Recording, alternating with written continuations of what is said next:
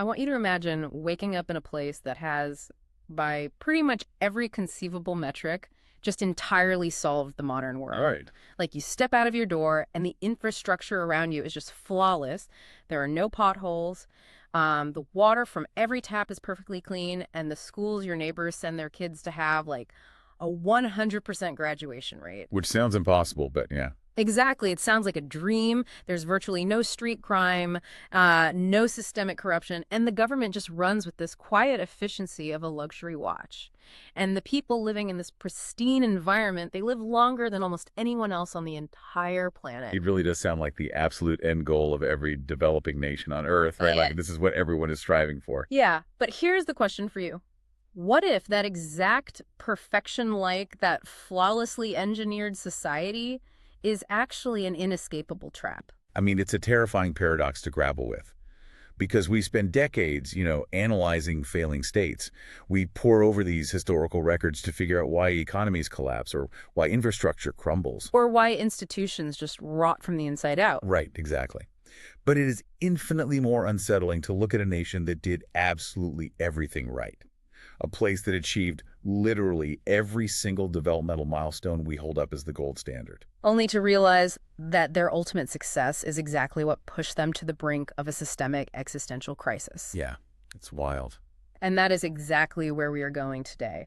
For this deep dive, we are looking at the Republic of San Marino. Which is just a fascinating case study. It really is. Now, if you aren't familiar, San Marino is a microstate. It's this tiny, landlocked enclave situated right on the slopes of Mount Titano, completely surrounded by Italy. Yeah, we are talking about roughly 60 square kilometers of territory. It is tiny. Really tiny. But we aren't here for a geography lesson today. We have this incredible academic-style presentation packed with real-world development indicators, and our mission is to look at the anatomy of a slow-motion collision. We're going to explore how a society can actually be too successful for its own good. How, biology and economics can turn against a utopia. And how the bill for all that perfection eventually comes due. Okay, let's unpack this. So, to really understand how they arrived at this crisis, we have to start by understanding just how extraordinarily wealthy this society became. Because, the crisis they're facing isn't born out of poverty. Right. It's born out of immense, highly concentrated prosperity.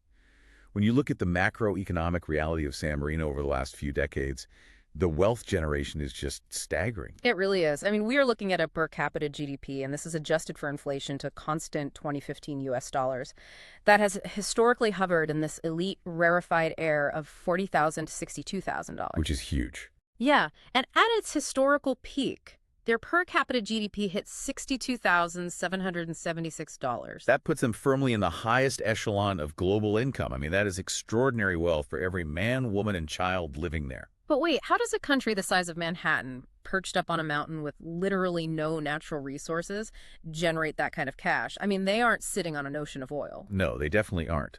They built what economists refer to as a dual-drive economic engine. And honestly, it is a masterclass in hyper-specialization. Okay, a dual drive engine. What are the two drives? Well, a massive portion of their economy, roughly 55 to 60% of their entire GDP, is driven by this highly sophisticated service sector. So like banking and stuff. Exactly. We are talking about a robust banking and financial industry alongside a really lucrative premium tourism sector. I mean, millions of people travel up that mountain every year to see the medieval architecture and, spend money. Right, but a service economy alone isn't really that unique. A lot of places have tourism. True. What makes San Marino's engine so powerful is that it is coupled with a surprisingly dominant industrial sector, which actually makes up another 32 to 37% of their GDP. Wait, industry? On a mountain? What on earth are they manufacturing in 60 square kilometers? High-value specialized goods, like you don't build sprawling steel mills in San Marino. Obviously not. Right. Instead, you build facilities for precision electronics, premium apparel, specialized ceramics, and niche manufacturing. Oh, I see. Yeah, so they import the raw materials, apply highly skilled labor to turn those materials into premium products, and then export them at a massive markup. Okay, so if services and specialized industry make up like over 90% of the economy, what about agriculture? Do they grow anything at all? Practically nothing. The agricultural contribution to their GDP hovers near absolute zero. Wow, you're hitting on something that feels incredibly fragile to me. It's like It's like a VIP club built on a rock. That's a great way to put it. Right, like it's incredibly exclusive, everyone inside is rich, the champagne is flowing, but they don't actually make the champagne, they don't grow the grapes. Exactly. Every single calorie of food, every drop of fuel, every raw piece of metal has to cross a border to get to them. They are entirely reliant on the outside world being stable enough to sell them the basics and wealthy enough to buy their premium ceramics and financial services. And that fragility is the absolute core of the issue. We will definitely return to that. But for a long time, that hyper-specialized engine worked perfectly. It really did. And they didn't just hoard that cash either. They deployed it into their society with an efficiency that larger nations can only dream of. The infrastructure and social welfare investments they made resulted in literal perfect scores across major human development metrics. Yeah, let's talk about those perfect scores. Because, perfect is a word we throw around a lot casually, but here it is mathematically literal. Yeah, it's not an exaggeration. 100% of the population has access to basic drinking water services. Not 99.9. Every single person. Which is incredible. And youth literacy for both males and females, 100%. Female primary school completion rates consistently sit at 96% or just hit that absolute 100% mark. How does a government actually achieve that? It requires two things, really. Immense capital and zero institutional friction. And San Marino had both. Zero institutional friction, meaning like no red tape. Right, or corruption. When you look at their governance metrics from the source material, their institutional effectiveness is just staggering. Tell me about those indices. Well, there are global indices that measure how effectively a government functions. Yeah. How well it provides public services, the quality of its civil service, its independence from political pressure, and San Marino's percentile ranking in government effectiveness hit as high as 97.1%. Wow. So they are in the top 3% of all governments on Earth in terms of actually getting things done. Precisely. They also maintain stellar scores for political stability, absence of violence, and control of corruption. That makes sense. Yeah, because when you have an environment where tax dollars aren't siphoned off by graft and the bureaucracy actually works, you can build a society where nobody falls through the cracks. You can afford to pipe pristine water to every single remote home on the mountain. Exactly.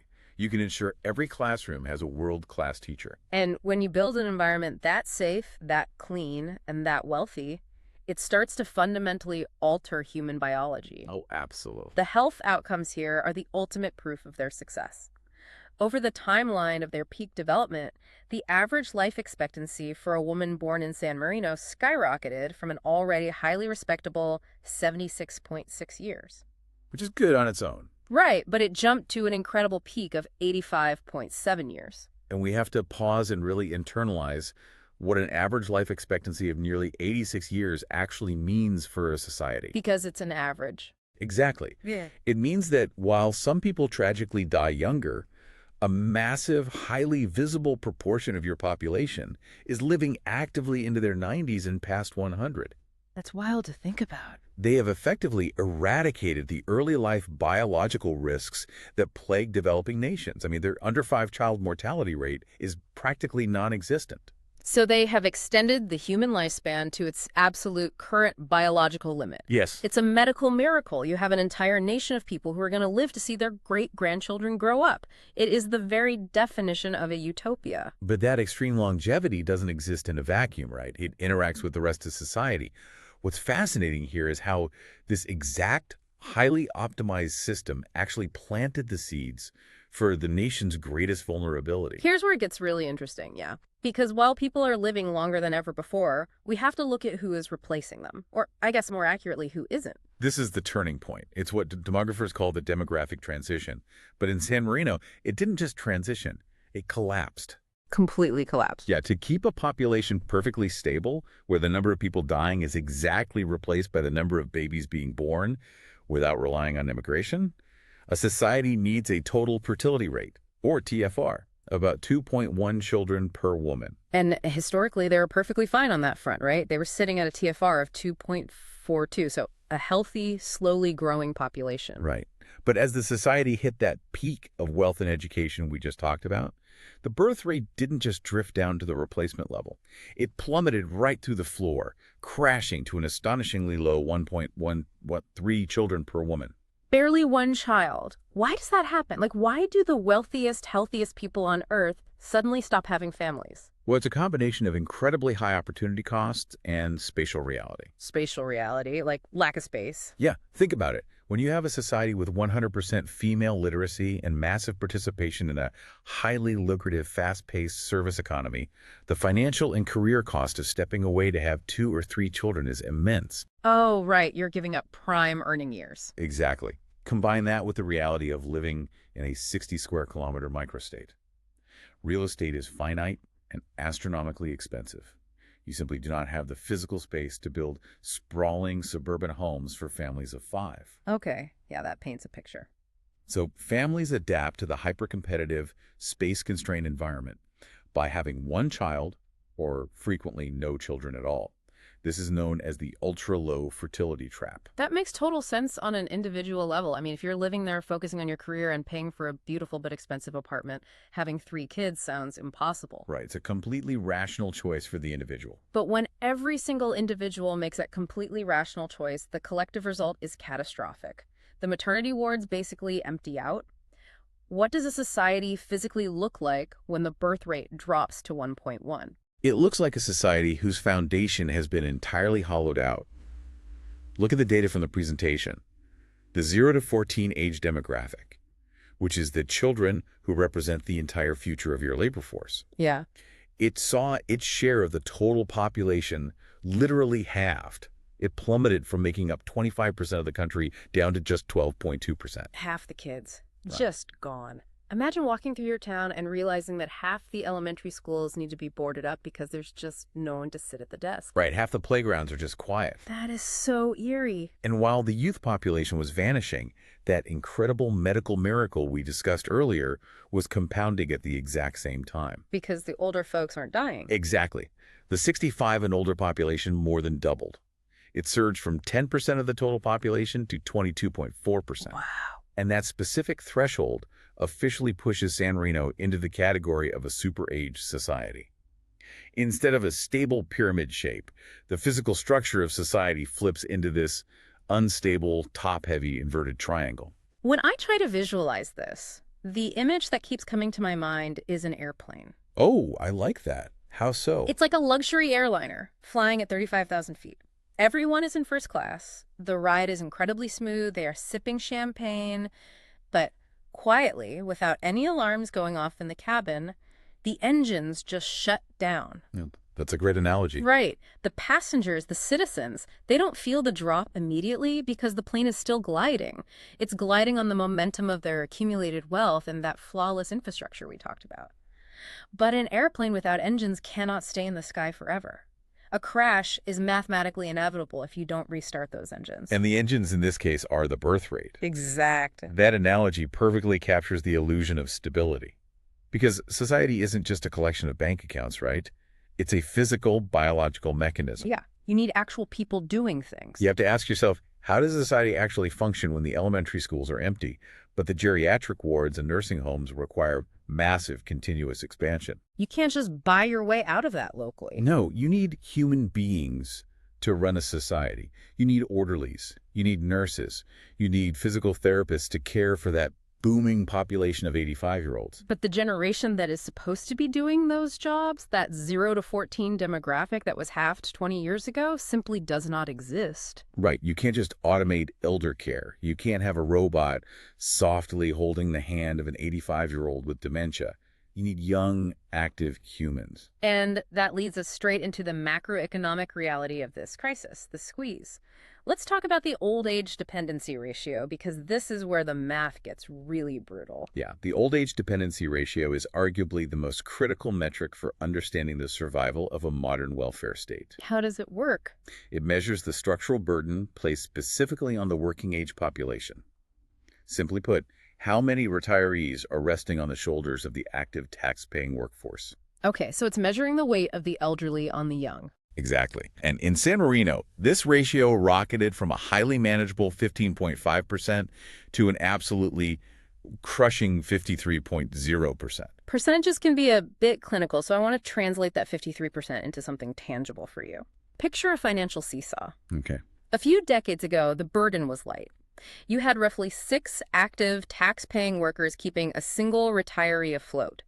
Those 6 workers barely felt the deduction in their paychecks. Right. It was easily distributed. But today, because the birth rate crashed and life expectancy stretched to 86, the workers have vanished and the retirees have multiplied. Today, there are less than 2 workers bearing the immense, crushing financial weight of that exact same retiree. Less than 2 workers? Yeah.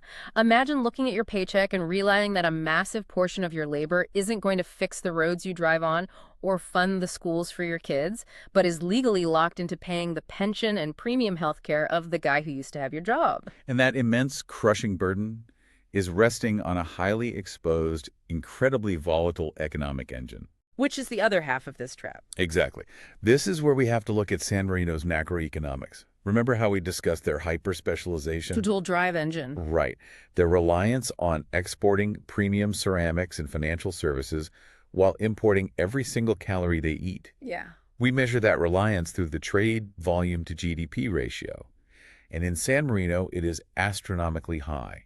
It frequently exceeds 300% and has reached up to 370%. Wait, I need to stop you there. Right. How can trade be 370% of the total economy? That sounds mathematically impossible. How can you trade more than your entire GDP?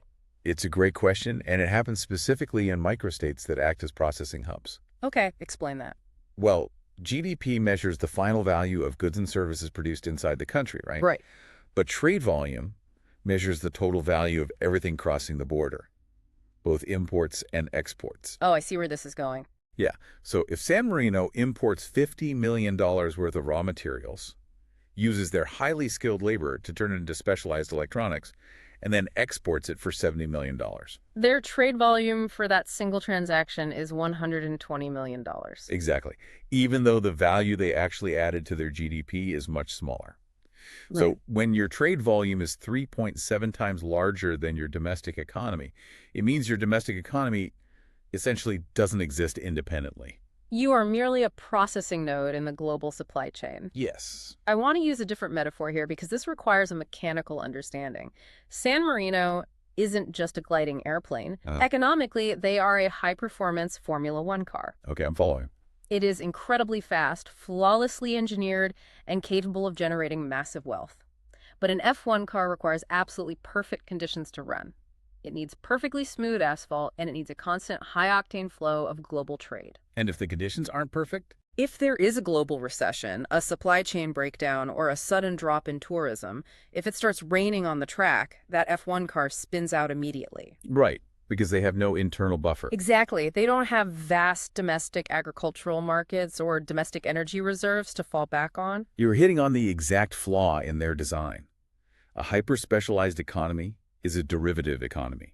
Its wealth is derived entirely from the surplus and stability of its neighbors. So their revenues are incredibly elastic and volatile. But, and this is the fatal collision, their expenses are the exact opposite. Right. The maintenance cost of the F1 car is fixed. Exactly.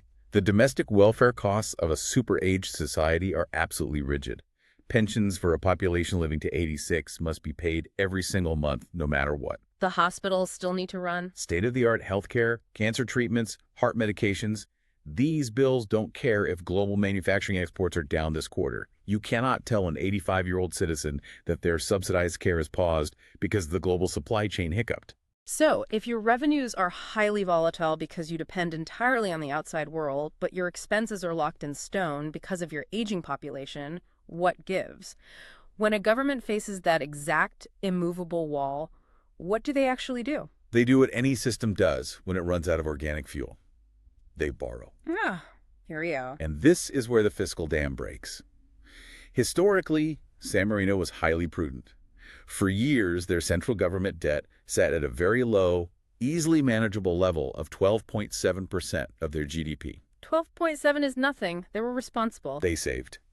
But as that dependency ratio tipped past 50%, the debt didn't just drift upward, it erupted. How bad did it get? It blasted past the 100% mark, reaching 103.1% of GDP. It essentially multiplied by 8 in a terrifyingly short window. 103.1%. Wow. And we have to unpack exactly why that debt exploded. Because the natural assumption when you hear about a country's debt rocketing past 100% of GDP is corruption. Oh, for sure. People assume somebody stole the money. Right, we assume some politician built a golden palace, or a massive infrastructure project went vastly over budget, or bureaucrats were skimming off the top. But we know that isn't true here. Remember their government effectiveness ranking. The 97th percentile globally. Right. Near perfect corruption control. This massive 103% debt is purely structural. It is mathematical. It's the system eating itself. Exactly. Let's trace the causal loop of this crisis, because it perfectly illustrates the tragedy of their success. If we connect this to the bigger picture, the first node in this loop is their healthcare triumph. Okay. Factor A. They built a flawless medical system, which extended life expectancy past 85 years. That massive longevity dramatically expanded the base of their pension and healthcare liabilities. People are drawing from the state's resources for 20, sometimes 30 years after they stop working. Which would be fine if the workforce was expanding to support them. But that leads to factor B, the second node of the loop. The demographic collapse. The birth rate falls to 1.1. The future labor force is actively destroyed. The young people who are supposed to grow up, enter the hyper-productive service sector, and pay the taxes to fund those 85-year-olds were simply never born. And then comes the collision. The dependency ratio breaches 50%. The shrinking tax base of young workers can no longer generate enough revenue to fund the rigid, state-mandated welfare promises made to the elderly. And the government is caught in a paralyzing trap. It really is paralyzing. It is a true political paralyzation. I mean, think about it. In a democracy where the median voter is rapidly aging, cutting pensions or reducing elite healthcare benefits is political suicide. Oh, absolutely. The elderly population will simply vote you out. Right. But on the flip side, you cannot raise taxes high enough on the few remaining young workers to cover the shortfall. Because what happens if you do? If you take too much out of their paychecks, they will simply emigrate. They will pack up, leave the microstate, and take their highly valuable skills to Italy or Switzerland or Germany, Right. which would make the demographic collapse even worse. So you can't cut benefits and you can't raise taxes. You're stuck. So they put the survival of the utopia on the national credit card. They issue structural debt. It is a desperate mathematical attempt to fund the rigid promises of the past, using the non-existent taxpayers of the future. Exactly. So what does this all mean? It's the ultimate paradox of modern development. San Marino effectively went broke because they were so successful. Yes. They succeeded at creating a perfectly comfortable, perfectly safe, wealthy, long-lived society. But they designed a machine that fundamentally failed to maintain its own human engine. Their utopia aged itself into bankruptcy. It really makes you question everything we strive for in public policy, doesn't it? It does. We want our citizens to be wealthy, highly educated, and live forever. But this reality proves that high incomes, perfect drinking water, and transparent governance cannot make a country immune to the cold biological laws of population dynamics. A pay-as-you-go welfare state, which, by the way, is the exact same model that almost all modern Western democracies use, fundamentally relies on a pyramid structure. It relies on constant growth at the bottom. Right. It fundamentally risks mathematical collapse when total fertility rates fall permanently below replacement levels. You cannot pay out more than you take in indefinitely. You cannot out-legislate math. No, you can't. And the reality of this math dictates that there are really only 3 ways out of this trap for a highly developed super-age state. Now, we need to be completely objective here because none of these options are politically palatable. We aren't endorsing any of these, just presenting what the source data outlines. Right. They all require tearing up the social contract that made the utopia so comfortable in the first place. Okay, so the math only leaves 3 doors. Let's walk through them. Door number 1. You import a massive wave of external labor. Immigration. Exactly. If your society won't grow its own taxpayers, you have to bring them in from the outside. You have to rely on heavy immigration to artificially inflate the working age tax base, provide the manual labor for elder care, and balance out that massive dependency ratio. But, and this is the hard part for a place like San Marino, for a tightly knit, culturally homogeneous microstate of 30,000 people, importing a massive foreign workforce permanently alters the cultural and social fabric of the nation. It solves the math, but it changes the identity of the country. Exactly. So then there is door number 2, implementing highly unpopular delays to the retirement age. This one always goes over well. Right. If medical science pushes life expectancy to 86, The economic reality is that the state simply cannot afford to let people stop working at 65. Yeah. The math requires the working years to stretch proportionally to the lifespan. You have to keep people on the assembly line or at the desk well into their 70s. Which, as we've seen globally, tends to result in massive protests and social unrest. Because people feel like the promise of their golden years is being stolen from them. They paid into the system their whole lives, and suddenly the finish line is moved. Exactly. And then there's door number 3. The one nobody wants to talk about. Right.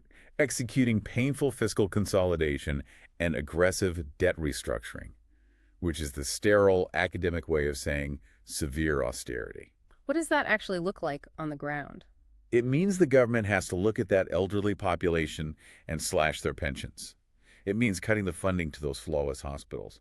It means letting the pristine infrastructure slowly decay because the state can no longer afford the upkeep. It means dismantling the very benefits that made the country a utopia to begin with. All 3 doors lead to pain.